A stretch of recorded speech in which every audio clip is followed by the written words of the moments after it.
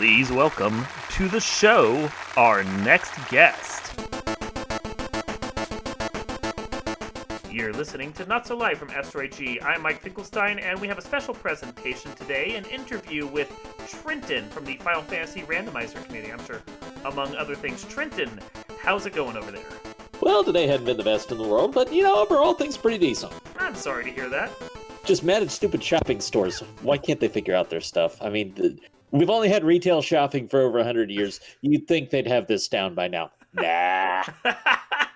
So I know you from the Final Fantasy Randomizer community. I don't want to presume that's the only thing you have your fingers in, though, because I've seen you actually around with a couple of different groups and so forth. What are your interests, Trinton? Well, as far as gaming, I'm a regular watcher of Mario Maker, stream it occasionally. As far as what I stream, of course, Mario Maker. I've been doing speed runs for Final Fantasy 1 for the PSP this year, trying to have some fun with that, and we can come back to that because you and I had some fun with that earlier this year. Yes, we did a marathon with that at one point. Also done Final Fantasy 2, Chrono Trigger. As far as speedruns, I'm kind of keeping it tight to those right now. There's another Japanese RPG I've been wanting to do, Bahamut Lagoon. I just haven't been able to put in the time for it yet. But and I've also been known to be around commentary in other various places, especially with Chrono Trigger. And on October 24th, RPG Limit Break had a Chrono Relay marathon that I was a part of as the commentary team. Okay, so we're going to go touch upon other stuff, but I want to hear about this relay. What games are they playing in this relay? It's Chrono Trigger, Chrono Cross, and Radical Dreamers. There we go. I was curious because it's like officially there's only two unless you count Radical Dreamers, and I'm amused by the fact that there are people who speedrun that because that's a text adventure. Oh yes, there's people who will speedrun basically anything. Anything. I mean, that is fair. The Clue speedrun of 6 seconds is technically a thing. There's a Waldo game that's about that too, because you can auto move to the thing using the second controller. So like Arceus is 4 to 6 seconds or something like that at that. That's hilarious. Okay, so Final Fantasy. Among all the topics you've mentioned, you said Final Fantasy 2. Is that US or Japan? That is the Japan version. I learned the speedrun of it because I'd never beaten the game and I wanted to beat basically everything through 6. So I just decided, well, let's just see how the speedrun does it. And I actually kind of liked the speedrun. So I've still been doing a bit of that here and there. Cool. I believe I'm currently 8th overall on the PSP version, and would love to improve that a little bit, but haven't had the time. I was curious which version you were playing on, because I know that the NES version is, shall we say, broken in its own fun ways. It is. Of course, you can do 100 attacks in one turn of combat and automatically level up a skill, but it takes some time to consume that. Yeah. That's patched out in the later versions, but it plays much faster anyways. So. Yeah, I knew from like the Game Boy version on they patched out. I think it's still present in the PlayStation, Origins version, because they didn't do a lot of changes. They just kind of bug fixed the stuff that wasn't working. I haven't tried that one. It's probably something I need to do one day. I mean, the problem with the PlayStation ones is the load time, as with everything. They're fun to play, and they are pretty, but, oh my god, it takes forever to load anything. Probably the RPGs didn't catch on so much on the PS1. I mean, it had the titles like Suikoden especially, which is some of my all-time favorites of the Suikoden games. But it had those RPGs, but you didn't really associate it as an RPG console. I mean, probably number 1 was FF7, number 2 was probably Tactics, Final Fantasy, and you don't really hear a lot about RPGs after that. Kind of wonder how much more successful, say, a Wild Arms could have been in a different generation of consoles. Yeah, that's fair, yeah. I mean, the Super Nintendo was lauded for its RPG selection. And then later consoles like PlayStation 2 and PlayStation 3 got their own selection, but you're not wrong. Mostly outside of Final Fantasy 7, when I think of the PlayStation, I think of Castlevania Symphony of the Night, which is its own kind of RPG, but not really. I generally think of Castlevania as a platformer. Yeah, exactly, exactly. It's more Metroidvania than any RPG. The RPG elements are there as like a fun little addition. Okay, so what drew you in to Final Fantasy Randomizer? Since that's where I know you from, and I am curious. And that's generally a question I ask anyone from the community. Sure. Well, it goes back about 3 years when it was very new. This would have been pre 1.4 as far as versions. I think I came in somewhere around 1.2, 1.3 Mm-hmm. range, and little roundabout way I got there. So, if you didn't know this, you can follow games on Twitch, not just people, but Oh, you can see if anyone is streaming a game you're interested in. And because of that, I discovered Poexel, which is where I discovered the Chrono Trigger 100% glitchless speedrun, which yep. is my personal favorite speedrun. I And love then, watching him play that game. and then all of a sudden, there's this chatter in there, and you may recognize this name because she has certainly been around, the RPG chick.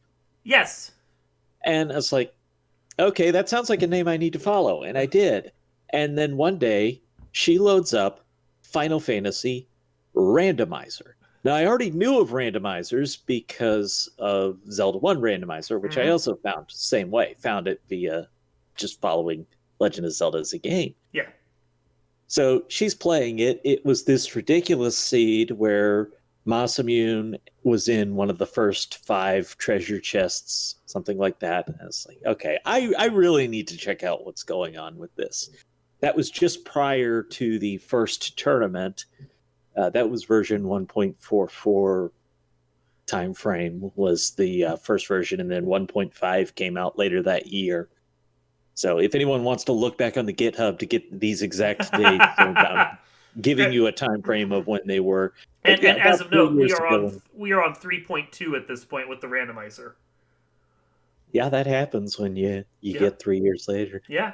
What's funny is we did a throwback event for the old versions just to give people a taste of what that first tournament was like.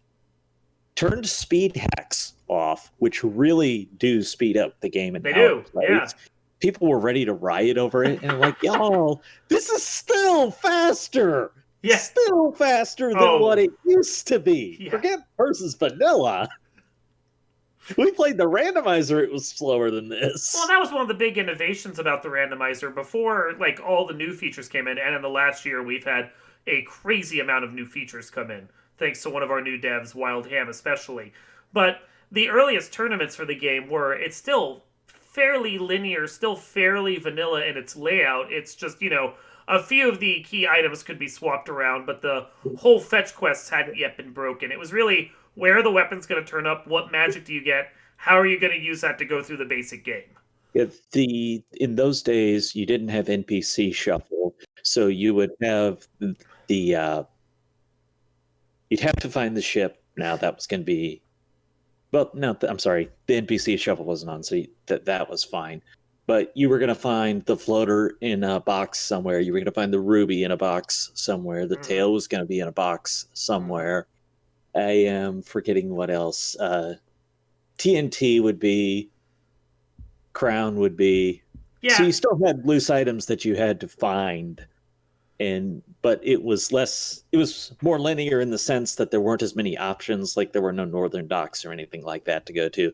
yeah, you could predict pretty early on that the king or the princess was more than likely going to give you the bridge, and if they didn't, they were going to give you the ship and making the bridge like useless. You could Well, no, kind we're of talking before that. oh We're talking about they would have had the bridge and the loot, but just those there'd be like 5 loose major items to find. mm-hmm. Yeah, for the little fetch quests that would then load up from there. Yeah, the randomizer has come a long way. It has. I mean, it was both considered and was a true major leap forward when NPC Shuffle came about, and believe that was officially version 2.0. It's yeah, just in the last year and a half that I've been with the community, it has become a radically different game. So it's interesting, and I love randomizers in general, and I love how the various communities support them. Just going and watching some of them and seeing how they change and evolve, and I don't know Like you mentioned Zelda 1, I don't know how many other randomizers you keep an eye on, but I pay attention to Zelda 1, and just seeing that one with the dungeon shapes that have changed over time, the amount of stuff that they can shuffle, the overworld that can now be mirrored. There's just so many cool things have gone into these communities that help to just keep retro gaming alive in new and different ways. Yeah, of course, the whole premise of it started when Fred F. Coughlin was watching Lag Attack, and basically he said something to the effect of, I wish I could play Zelda 1 for the first time again. Hmm. Now, for those who don't know, he's the world record holder in like every category that I exists. think like Maybe not everything, literally, but figuratively. yeah, everything except for like playing both quests back to back, and I think maybe a couple minor variants of Second Quest. So Fred was inspired by that. He came up with the concept of the randomizers, and it's been way upward and onward since then. A lot of communities have developed really good randomizers since then. Others are still in progress. Chrono Trigger, there's been a lot of work done on getting one that will shuffle key items around and be a more open world randomizer. And so yeah, this has been a year of speedrunning for me more than randomizers, but Hmm. I still am out and about looking around at all the neat stuff. I can sit and watch an SMB 3 rando any day. Well, yeah, I I'm mean, not any good at it, but I can watch it. so since you're talking about speed running and everything else, let's go touch upon that thing that you mentioned earlier, the Final Fantasy for the PSP. Tell us about that speed run. Well, the PSP version of it is the most broken version, but in the best possible way for us. So it's very much to the runner's benefit, where you can turn weapons into armor, armor into weapons, and you're able to go from a low quality item to a high quality item. So very early on, you're getting great, great stuff. And also, just a quirk about me, I almost always would rather come up with my own category, my own twist, my own route, instead of just blanket following somebody else's. I don't feel right unless I've done some of the work on it. Hmm. So I had this idea, hey, what if I really pushed this equipment glitch stuff into doing something different, something that looked different, something that acted different? And I said, well, how about I just run one character? Yeah, So I've done solo Red Mage runs. I've done that in one marathon now and on my own channel, of course. Currently, I've pushed that down to a 157. So I broke 2 hours for using just the one character to beat the whole game. that's impressive. I mean, it's on the one hand, that's really impressive that you done it with one character. At the same time, the PSP game is horribly broken, and is the reason you can do that in that amount of time is because just how much that game can be exploited. Yeah, now if you were to do something like just the speed hacks out of the randomizer, Hmm. you'd still be talking like 2.5 hours Hmm. on the NES version. So they're Hmm. not that out of bounds No, comparable. no, Just the biggest thing it does is you don't have to stop and level grind.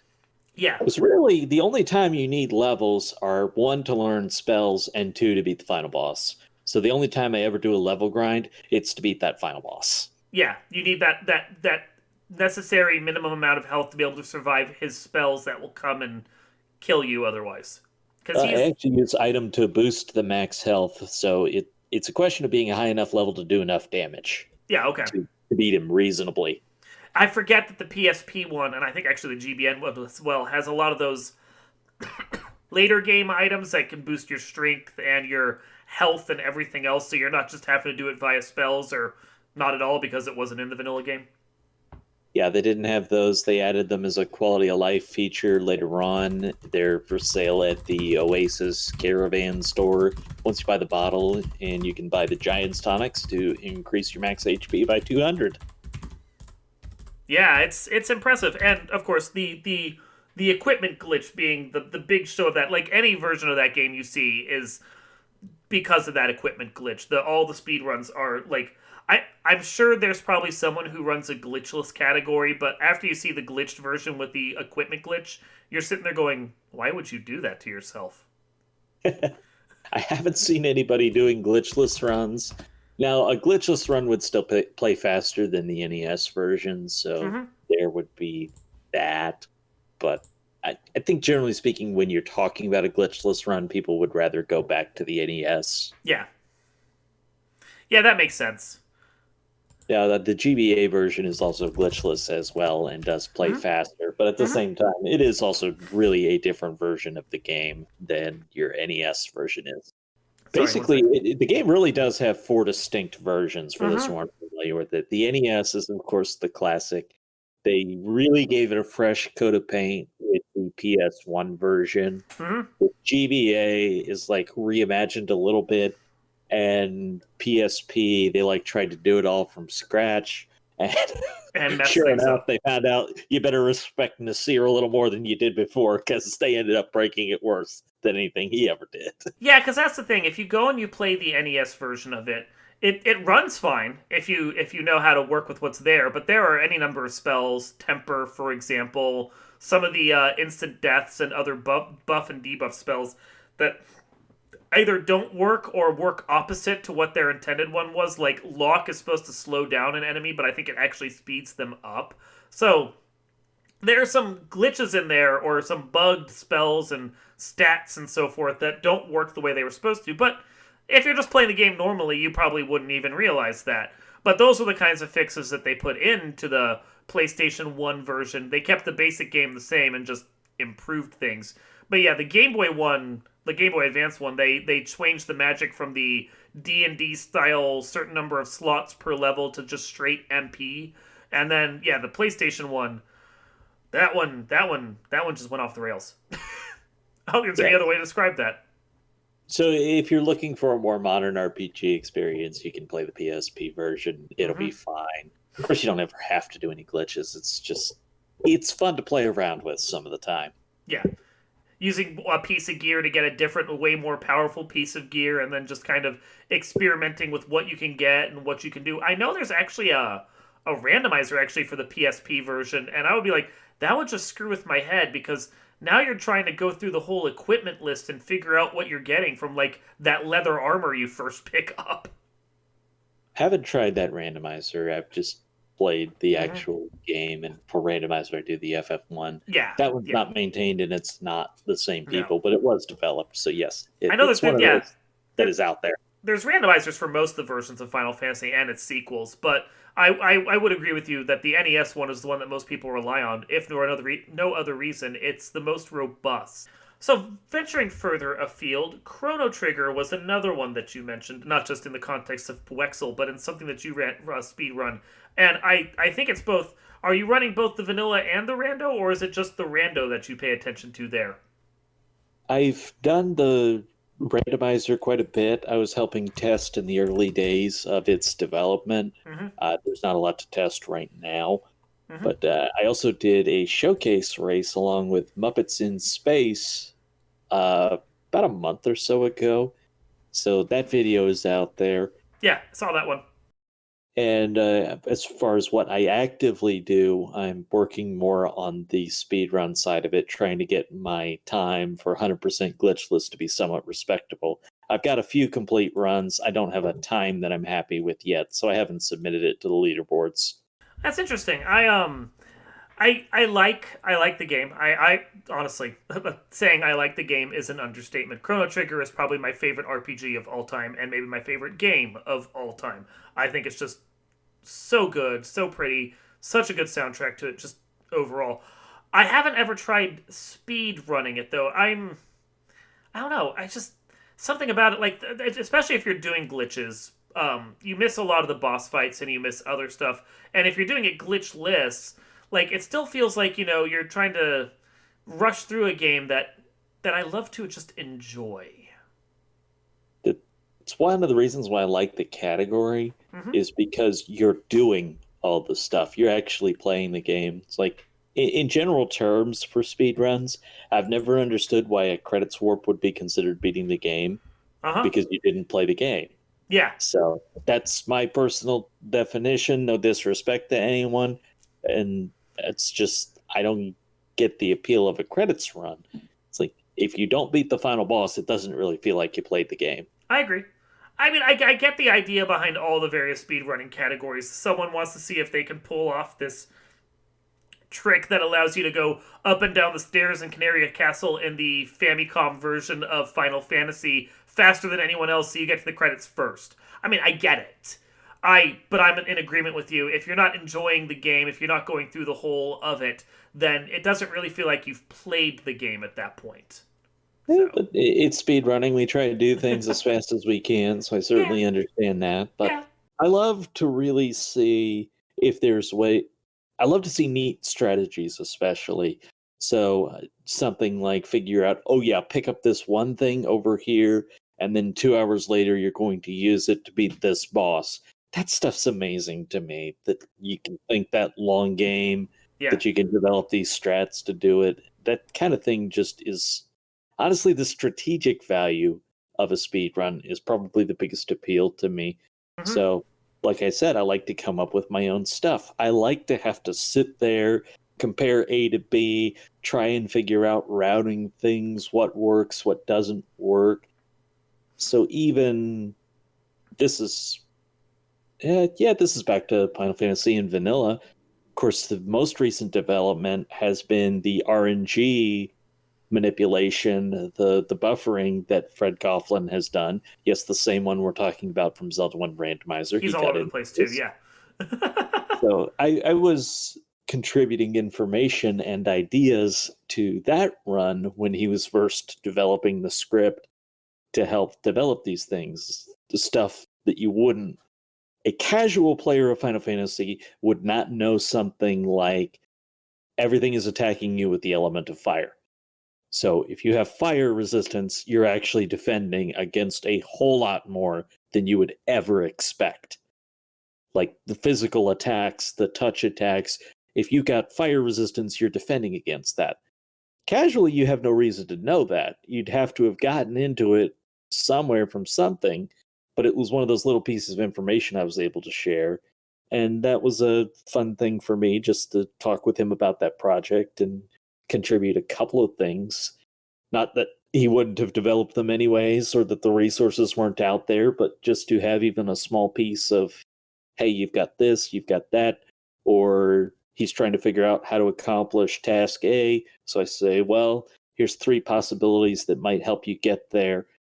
And then he goes and he figures out what works the best. Hmm. Yeah, I like that, and I think it's interesting. I mean, this kind of goes into a certain extent like tassing as well, which you mentioned the sitting this here and then keeping it around for 2 hours. I've seen some tasks of various RPGs and so forth where they go into a room and they pick up something that they're going to use for later, but it's going to be like hours later on a long run. But then they do it and they use it for a specific frame perfect trick so that they can then get past this next thing. And you're like, wow, that not only took a lot of skill to set up the task to do it, but also the forethought of what this item can do for you ahead of time so that you can then use it in this context. I think things like that are cool, and knowing the procedures of how the game works to be able to plan around things like that is kind of neat. One of the fun things I got to do this year before all insanity happened was at Uh GDQ in Orlando. huh. And of course, TaskBot was there. Took a picture of TaskBot. But Sure. the TaskBot guy has said basically of these runs that they're really works of art. And that's Yeah. kind of stuck with me since. And Yeah. I admire the way he put that. And even if you don't want to say art, it is certainly a craft in as much as any other type of accomplishment is. A lot of effort goes into crafting this into doing exactly what you want it to do, and it can be really amazing and a lot of fun to look at. Well, because I think I'd agree with you on that. It's the tasking itself is meant to be a proof of concept of how far the game can be pushed, and there are tricks that a task does that are considered task perfect until such time as a human finally figures out how to do it. Heck, the screen wrap glitch in Zelda 1 that is now just ubiquitous in all of the speedrunning that's done in that game and the randomizer was at one point considered a task only trick until they figured out that no, a human can do it if they figure out how to line it up right and just do it themselves. But And there's one of the most infamous ones would be from Super Mario Brothers 1.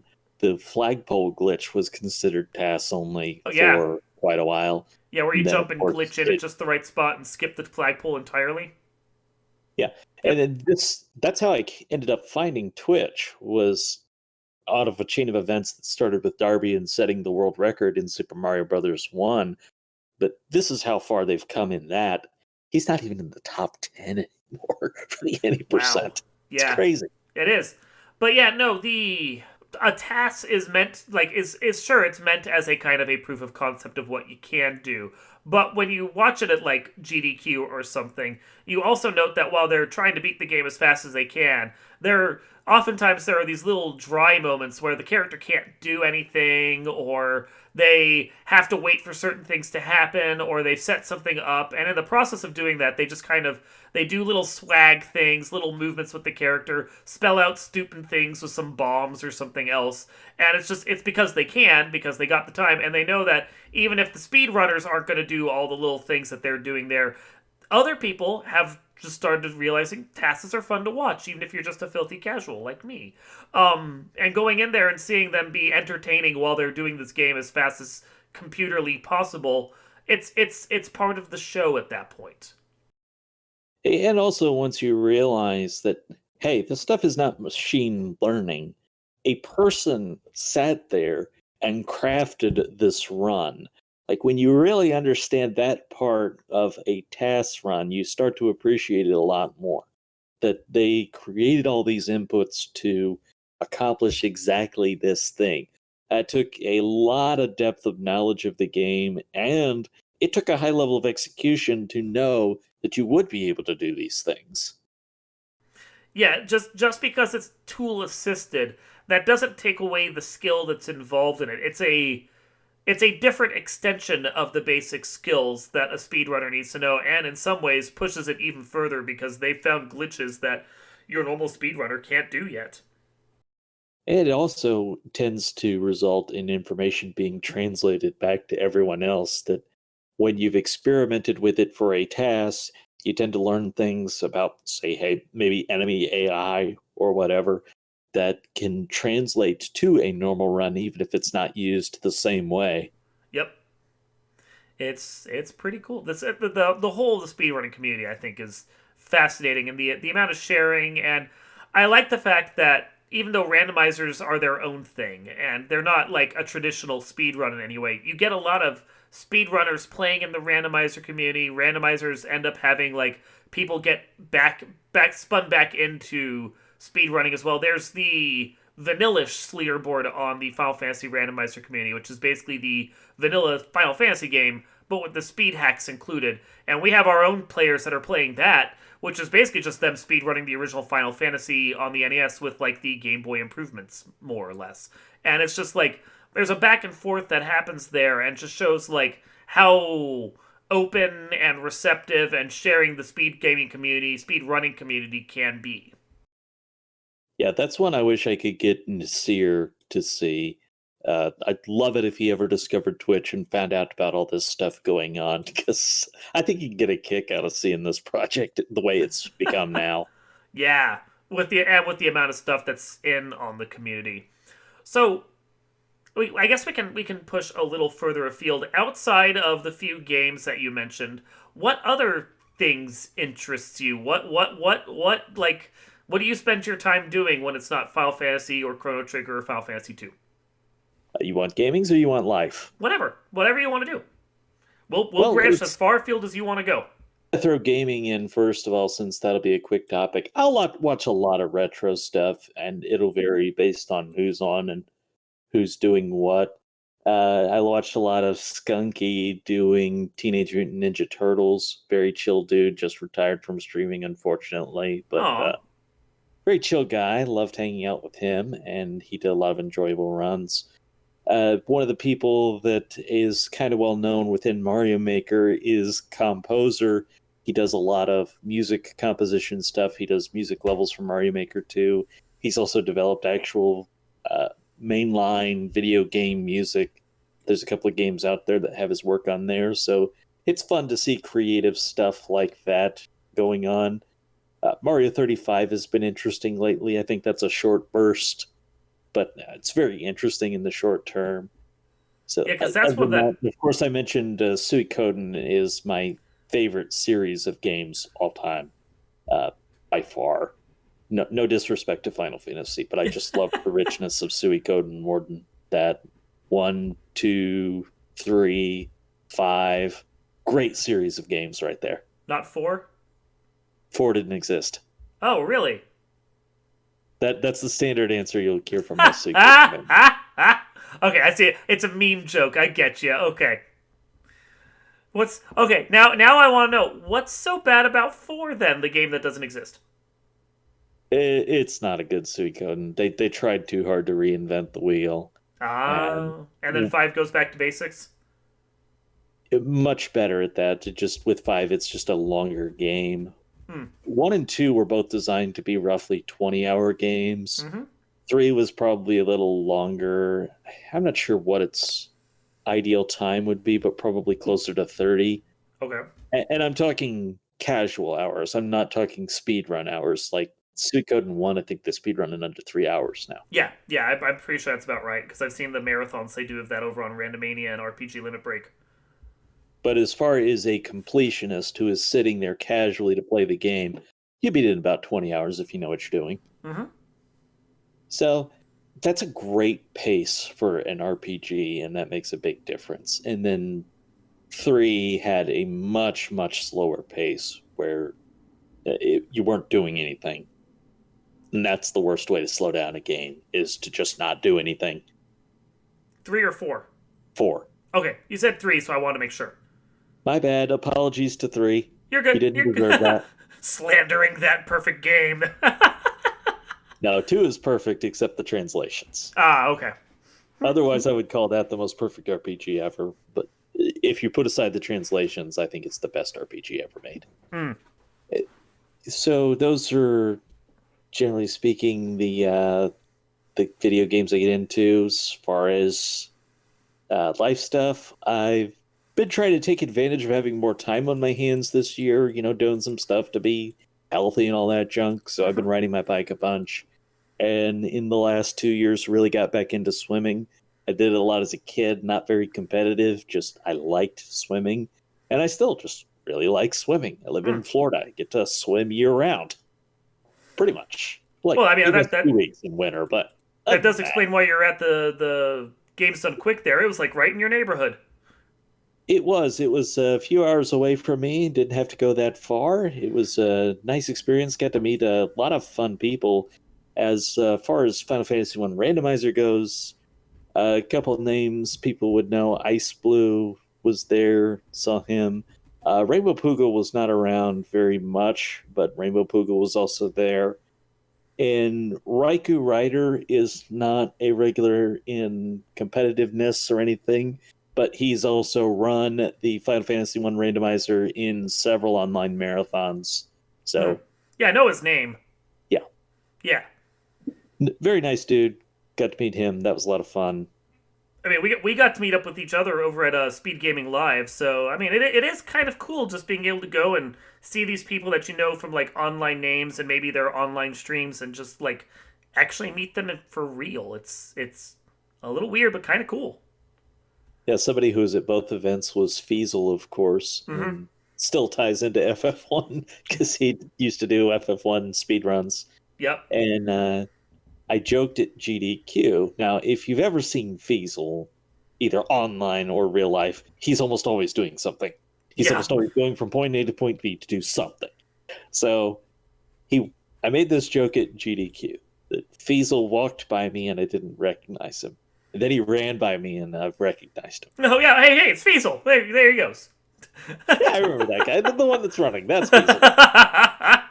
And that's kind of my other online project is I am a speed gaming volunteer, so I help set up some of the races that happened on those channels, and that was a platform built by Feasel and some others to give video games a showcase, especially races, and it's been a great project that's done a lot to benefit all forms of speedrunning, including randomizers. Yeah. Speed gaming was the one that I first started like paying attention to when I started hanging out on YouTube and getting into the various games that I wanted to watch and so forth. And I mean, once you get into that, you get down the rabbit hole and you start paying attention to the other big ones, Randomania and RPG Limit Break and just seeing all the things that they do and all the ways that they support gaming. It's a great community, and I think Speed Gaming deserves a lot of credit for just getting it out there and for like really promoting just all the games that they promote and all the ways people can just play their video games. Yeah, and they have a pretty open policy that they love to have new games come in and be a part of it. Uh, Not to be a total sales job, but I'm just saying that there's been new games this year to me that have just been fun to watch that I wouldn't have known about otherwise, just because they were there, found out about them, and Mm-hmm. they were fun to watch. Okay, I will admit that I'm actually starting to run out of stuff. Do you have anything you want to talk about? Anything else that comes to your mind? Yes, I'd like to know how you get 39 hours out of one day. If you You, figure that you're out, in you so tell many me. different projects, I can't even believe it. Me? Yes. You've got your website, you've got the FF1 stuff you're doing, you designing online layouts and whatnot for speed gaming, you come up with t-shirt designs, you're doing your webcomic, you're doing a podcast. I don't know where you're coming up with all this I time. like to keep busy. I don't know. I do. I I have always just had this thing where if I'm sitting down on my couch, I need to be doing something. So, like, I'll run my Castlevania website, I'll run my Asteroid G website, I'll work on my webcomic. I kind of got into a habit of doing each of these things over time so that when I've been doing them enough, I'm like, okay, I still have time in my day. What else can I do? So then I add something else on. I will admit the Final Fantasy randomizer and speed gaming communities have been eating up a lot more of my time, and I don't think I'm adding on any other projects anytime soon. No, that's fair. As far as other projects that I want to get up to, I've started scripting this, haven't recorded any of them yet, but one of the big things I want to do is a series of videos to help people who want to develop their skills at doing online commentary. It doesn't necessarily Hmm. have to be for randomizers, but just In video general, games in general. yeah. I've got a lot of experience in broadcasting it. I've got a lot of life experience. Obviously, I'm not shy about talking, so I want to help people structure their thoughts, say, okay, you want to do this from scratch? Here's what you do. This is, you want to improve on something? Here's things to focus on and improve. And just make some good resources out there that I don't really see right now. I think that'd be a good thing. I know just from my experience with Final Fantasy Randomizer and then listening to commentary for Mega Man 2 randomizer and A Link to the Past randomizer and then helping out with those ones occasionally, there is a certain amount of skill involved in doing something like that well. And I think for most people you could develop that skill to do it being comfortable to do it and just not just falling into it and just mumbling your way through. I think that's a lot of people's something that a lot of people end up doing. But if there were tutorials online like you're talking about that could help people practice and figure out what they were going to do, that could be super helpful just to help broaden the base of people we have that are comfortable chatting on the microphone and know how to make the small talk that's necessary to fill time while also pointing out important things that are going on and how to balance all of that. The number one skill with any of this is preparation, and it's something that's no stranger to you. You don't suddenly just invent a new style of doing layouts. You have your ways that you have Mm-hmm. started developing your graphic design, and some of those are going to translate and some of the things will be new, but Yep. you've done preparation that gets you ready for whatever you're trying to do, and just developing that preparation skill is what's going to help. You want to go into a little history of how I started doing commentary? Sure, go for it. Well, I had found out about the Final Fantasy One randomizer, but I didn't feel comfortable with my skills. Now, I would feel very comfortable with my skills for that first tournament now, but so would everybody else. But I still wanted to be a part of it. So I still signed up with the Discord. I was still part of the group going into it and said, well, I'll just do some commentary here and there. And probably ended up doing like one out of every 5 matches, I think, had my voice on them just because I was available and would sign Yeah. up, just get into it. Got to meet a lot of cool people that way. The one that I most remember I think this was the first match I did. If not, it was one of the first three. Was Minochi, Minochi 85, nicknamed the Buzzsaw in Final Fantasy Randomizer. If I know I'm doing a Yes. match, I'll reach out to the runners and I'll ask them information. Again, preparation helps.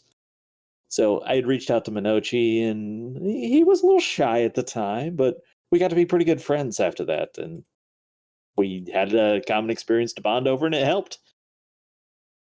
So go on, and I just figured, I'm one of the voices. Then all of a sudden, it gets down to the finals, and they ask me to commentate those with Edgeworth, who's also been a really good friend of mine I met through this community, and that was a great honor for me.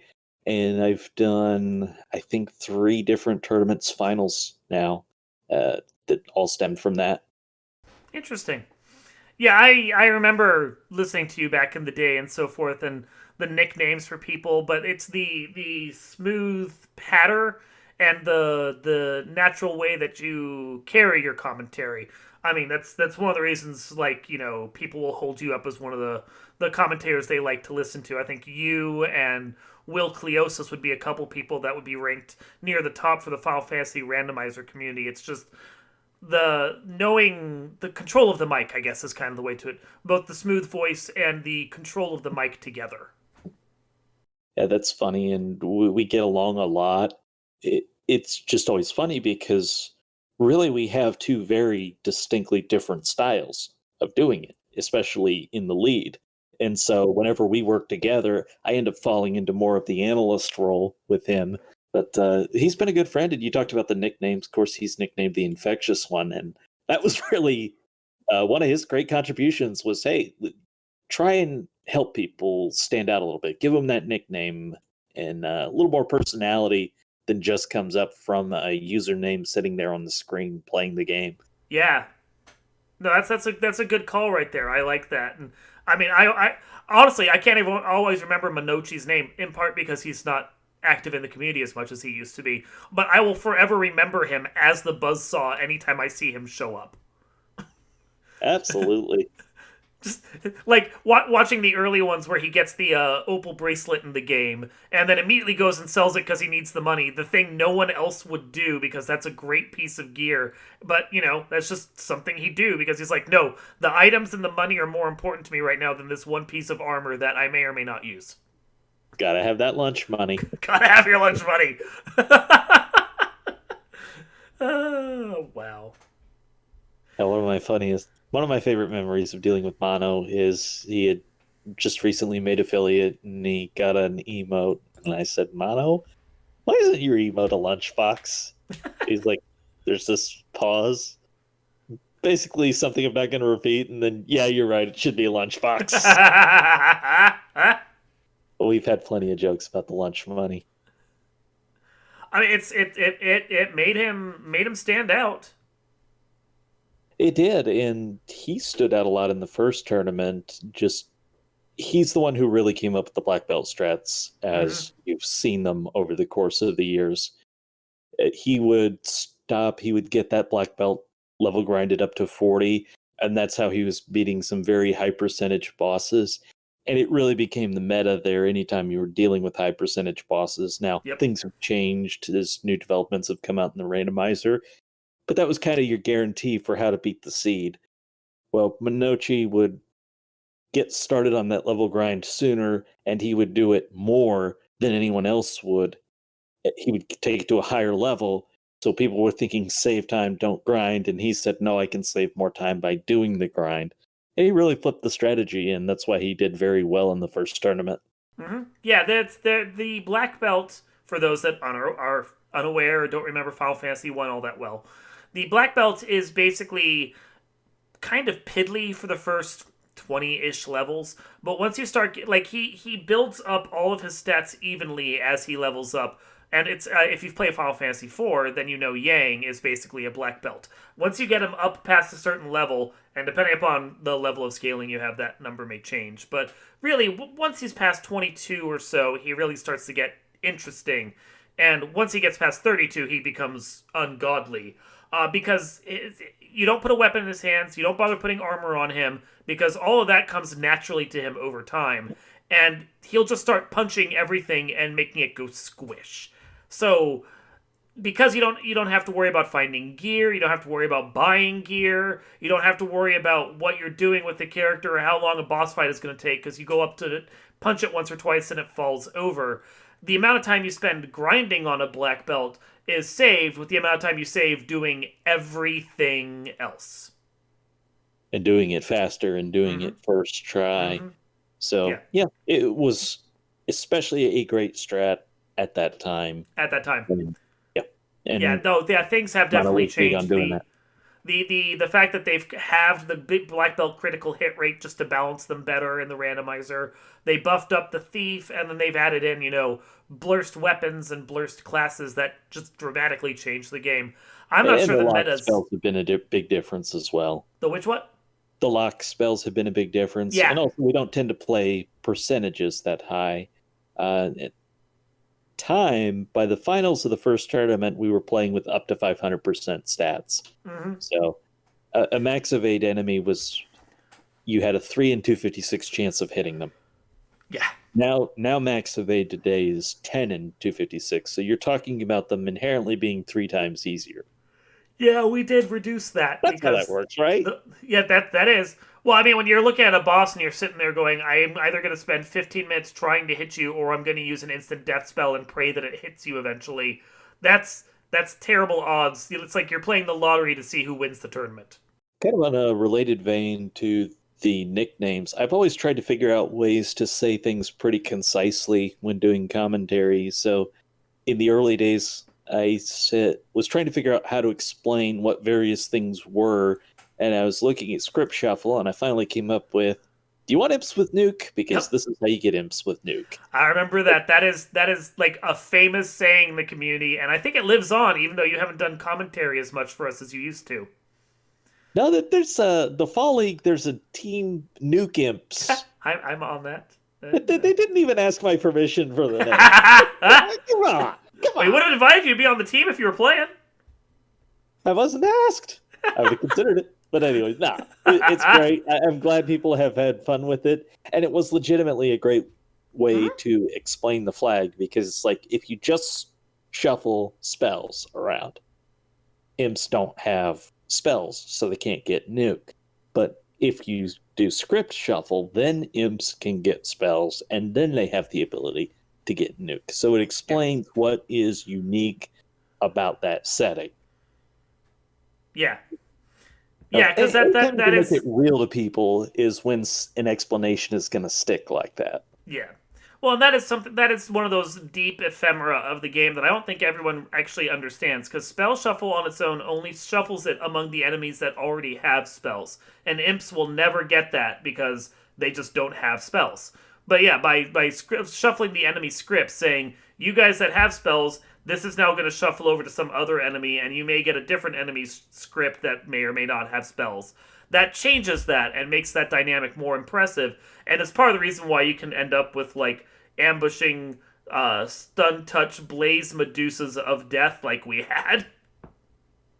That is certainly a thing that happens. One of the more iconic races, we had Wilkliosis and Tristal were stuck on the earth floor of Temple of Fiends Revisited, and they just had these awful, awful green medusas they could not get past. Yep. And ended up being a very close finish as well. It was. I commentated that race, and I think it was Tristal had almost a half an hour lead on Wilkliosis, but because of how bad that floor was, and it was death touch. It was ambushing, death touch, high ambush, death touch. With like 12 hits. Yeah, with 12 hits, and blaze as their first skill. So either they'd ambush you and touch you and kill you, or they'd cast blaze, which, if you didn't have a ribbon, does a ton of damage. No matter what, you were slowly getting beat down over and over again, and even if you survived the blazes, they more than likely were going to hit and kill you because nothing stops death touch. So, yeah. Magic defense will resist it, but yeah. It'll resist it, but there's no, like, ribbon that automatically makes you immune. So, Yeah, it's that thing of Tristel spent a half an hour slowly learning the encounter table to try and get around them. And Will, who beat him the previous tournament, I think, one of the only losses Tristel suffered, like caught up and then managed to beat Tristel again through sheer luck and very lucky Bane against Chaos in the last battle. Well, it wasn't luck. He actually saw the Medusas, left and did a level grind. So he tested the waters, then he left and ran a different strategy, and the different strategy actually paid off. Yeah. Just Plus be the fair Bane. to everyone. But yeah, Plus the Bane. they both put a tremendous amount of Oh, work they did. in to They beat did. that seed. Yeah. That was a race for the ages, and I certainly encourage anyone to go and watch it again just to see that last half an hour or so, because it is Final Fantasy randomizer at its purest and also kind of its cruelest. Oh, that's Oh. definitely true. We used to have kind of soft lock rules Mhm. where if you couldn't accomplish X within 30 minutes, we'd Yep. have to re-roll the seed. So a biggie before you had different routing options was the pirates. Yep. Think about putting Blaze on pirates, and there's 9 of them. If you don't have a way to kill all 9 in the first turn, Yeah. that's problematic. Yeah, I think there was a match. What was it? X Ice versus, was it Tristel? I want to say. That would be Uh, the championship of the first tournament. yeah, where they both ended up at Provoca. Uh, Canaria didn't have any area of effect magic. Provoca didn't have any area of effect magic, and the pirates had thunder, I believe. And It X was a Ice, very shocking experience. I think it was X Ice who couldn't get through it, and Tristel with Trist luck managed to get it where the pirates just decided never to cast thunder on him while he attacked with all 4 of his guys. And 3 rounds of combat later, he was alive and the pirates were dead, and he managed to get through. Yeah, and that's Yep. just the way it goes sometimes. But Yep. we had rules in place at the time where, okay, if neither runner could get past it within 30 minutes, we'd re-roll the seed. We had to actually plan for stuff like that. So Yep. it's also a testament to how far they've developed the randomizer, and they've come up with things like the Safe Pirates flag to prevent those scenarios from happening. Pirates are safe by default now and can't get spells unless you turn a flag on otherwise. And of course, there's also the fact that oftentimes progression isn't locked behind them anymore because we can turn on so many NPC freebies and shuffle. shuffle what it is that they have. So Yeah, between the NPC shuffle, the different options like that makes a big difference. Yep. So helps that's a coming lot. my way. So Again, I the was randomizer has trying to evolved a lot. I was trying to think of the first time I actually met you. Think we just fell into doing commentary somewhere along the way, Yep. and then the biggest thing that you and I have done together was for that speed gaming live, Hmm. not live. Don't Get Hungry marathon that was on speed gaming about a month or so ago, Yep. and you jumped in there to help do some color for me on that solo red mage run. Yeah, that was fun. That was. I mean, I just came at it from my experience and my knowledge base of Final Fantasy NES and the randomizer, and then we just kind of chatted for 2.5 hours while you played the game and just had fun goofing off. We did have a lot of fun with that, and of course the nice thing is, and it's another thing you always want to remember when you're doing commentary, is what questions are somebody going to have that's watching this for the first time? They don't Hmm. know what this stuff is. It's one of the reasons why you got to be careful about memes. Is memes can Yeah. be fun, but if you're only doing memes all the time, people are going to be completely lost watching, because what's Hmm. the Sharknado room? Now, Exactly. when you see the Sharknado room, it makes perfect sense. Hmm. But if you just say Sharknado room, it makes no sense. The room that has the Gershark and Wizhags in it, and also a separate tile that has the water tornadoes on it. Honestly, people tell me go to the Sharknado room, and I've been playing the game for a year and a half, and I'm like, which room on the floor is that again? I don't know your meme. Just tell me what room it is. Yeah. But shorthand becomes a thing inevitably in games because you want to communicate information very quickly. Yep. So your language as a gamer may be different from the language you need as a commentator, where you have to actually tell people where you're talking about the runners going. Hmm. So Yeah. It's fun. I mean I like commentating with you. I think we have a good rapport, but you are correct that it requires a certain level of skill and knowledge and the ability to convey things to people in a way that they can understand, even if they aren't like Final Fantasy people, which I'm sure there are people listening to this podcast that don't play much Final Fantasy, despite the fact that I keep interviewing Final Fantasy people and they will continue listening to what I have to say. and if you haven't, give it a shot. Yeah, it's a fun game. I Even mean, if in you can't any of beat its Darkmoon, I forms. promise you can beat me. Dude, you can probably beat me too. I'm terrible at it. Year and a half in, I think I've gotten marginally better than when I first started. Woo! That's about how I feel most of the time. I'm marginally better than I was 3 years ago. Marginal improvements, yay! Anything else you want to talk about? No, just I don't have anything confirmed on the calendar right now, marathon wise, so I Mm-hmm. can't really plug anything other than the Chrono Trigger Relay, which I'm sure has already happened by the time this is airing. But Yeah, if that sounds at all fun to you, I recommend checking it out. it It'll was just be on an any YouTube. percent run of Chrono Trigger. Mm-hmm. So if you've never seen how much they can break that game, it's worth seeing how much they can break that game. They can break that game a lot. Even just minor glitches actually do a lot for it, like figuring out how to unequip armor on characters, so which you would think normally would be a bad thing, but Chrono Trigger by default doesn't let you not have gear on.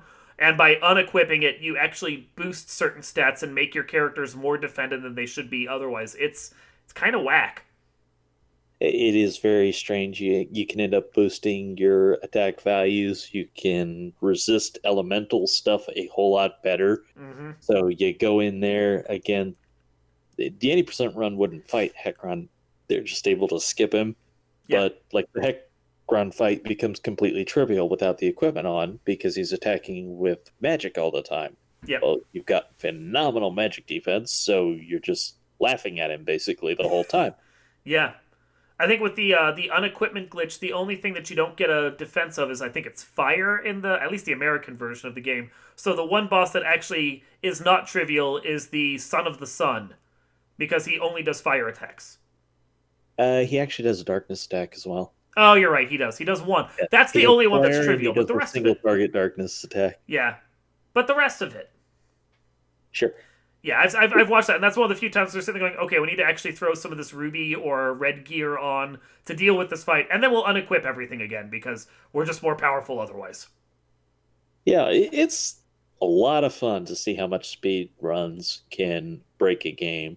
If you Mm-hmm. enjoy a game at all, it's probably worth checking out a speed run of it at some point just to see Yeah. what they can break. Even if it's not the way you want to play, it can be very entertaining to see it, even if Oh you just yeah. want to play the game casually. First time, and I mean, what like I like to watch Castlevania runs and just seeing what they can do with the game that I'm never going to be good enough to do. But knowing that it's there in the game and the weird like out of bounds glitches they can do and everything else, it's fun to watch once or twice.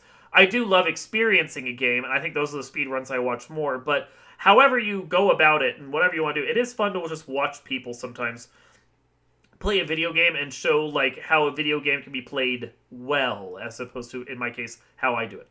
Well, I'm not sure what date range you're looking at this going up, but I'll also mention the Speed Gaming Live marathons coming up in November.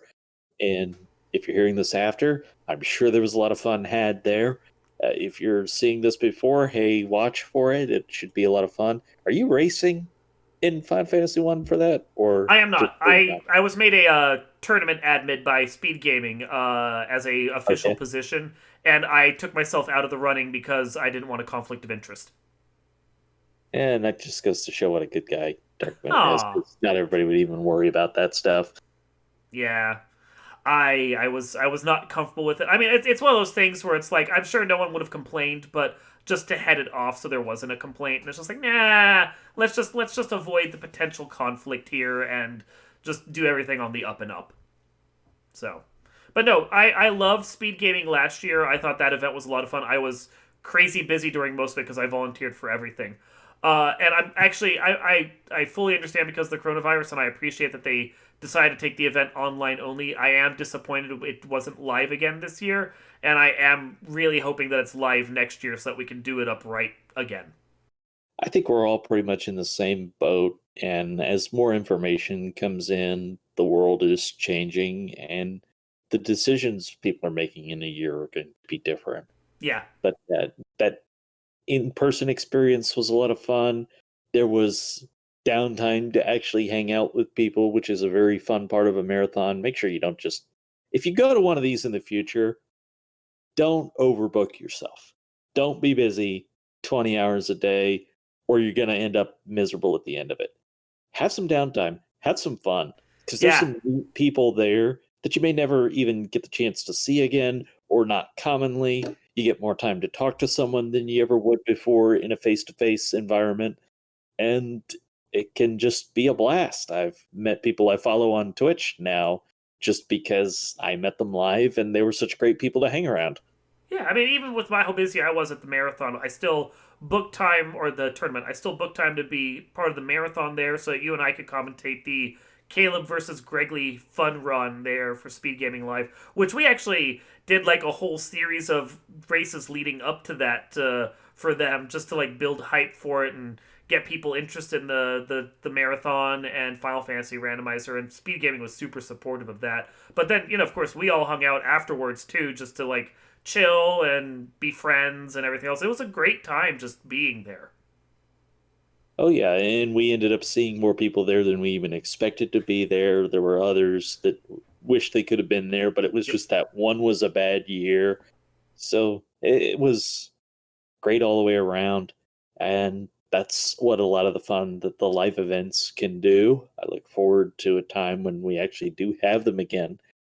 Of course, people Yeah. used to joke about the, well, I non-brand affiliated flu, let's call it, where sickness has a way of passing around at events like that. Concrud, Now, yeah.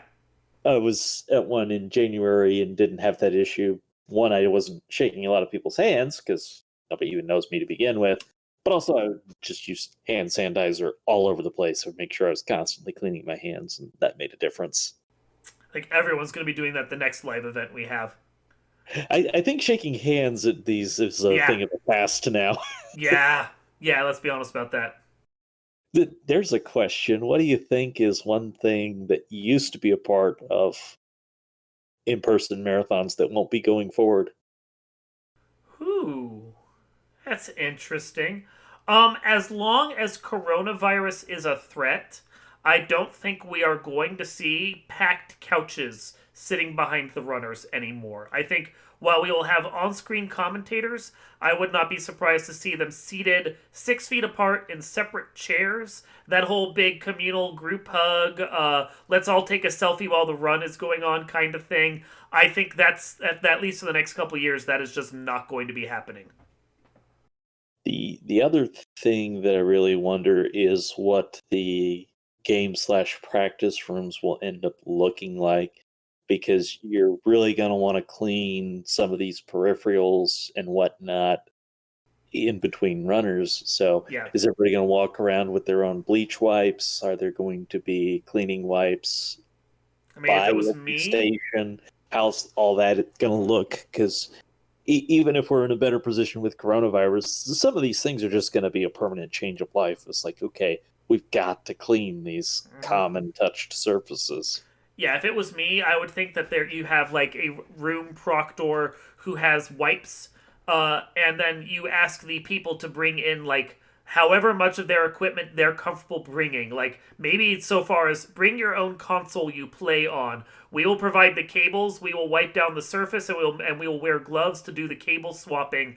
But that way you know that your console and your controller and your game is safe.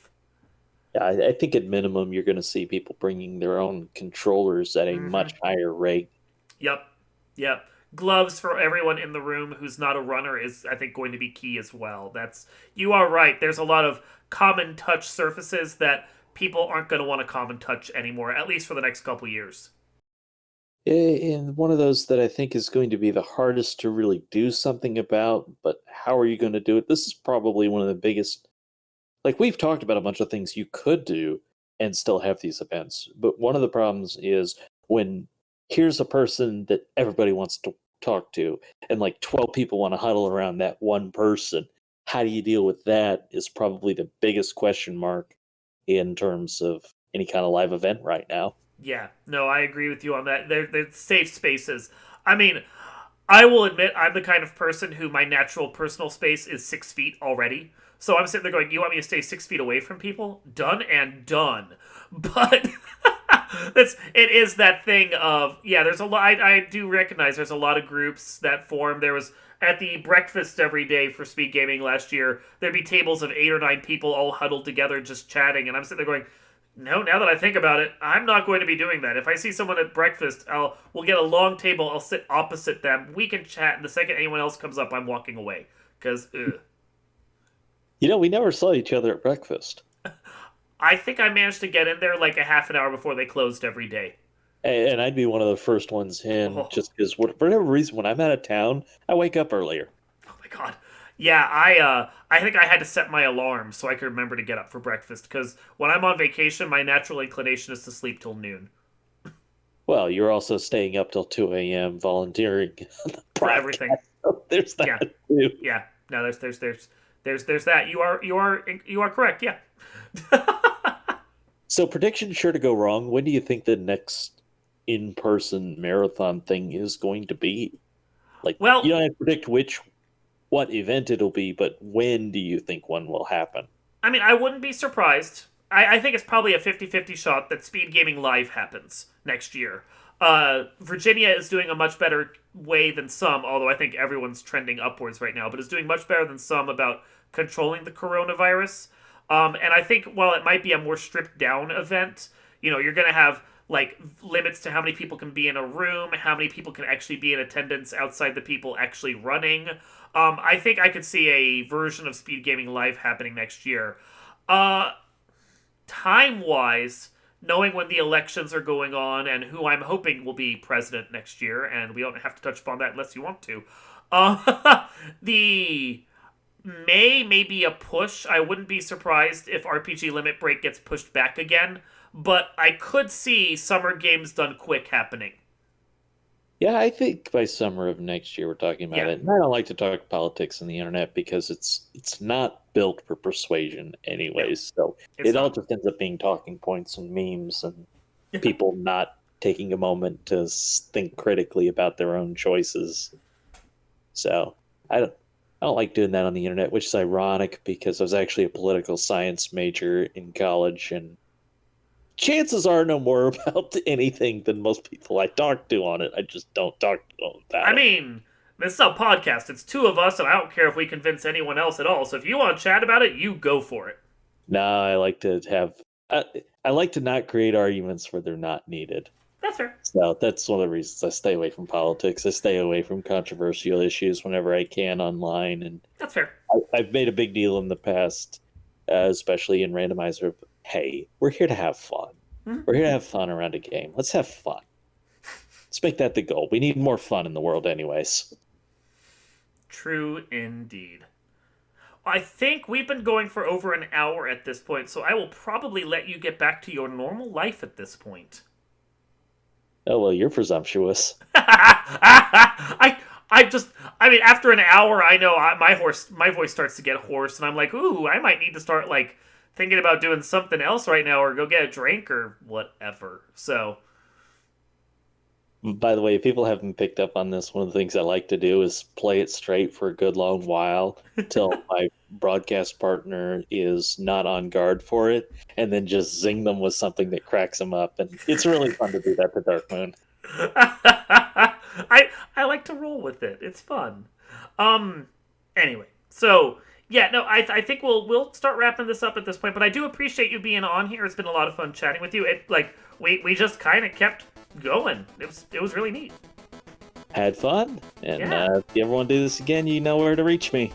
Absolutely. I keep meaning to get like a couple different Final Fantasy people in the booth together so we can just have fun chatting and seeing where the conversations go. It's just booking everyone and doing things like that, you know? Yeah, you get Meridian and Troper and Nits in the same booth, all developers for Final Fantasy 1 Rando, and sometimes they'll just take off and you don't have to do the thing. Depends on the kind of mood they're in, but they can keep going for a while. Yeah, I've seen their late night booth chat conversations that seem to go like 4 or 5 hours. Thanks everybody for listening. Hope you enjoyed, and whatever you're doing, have fun. Thank you for being on the show, Trinton. This has been Not So Live from Asteroid G, a special interview presentation with Trinton, and we will see you next time.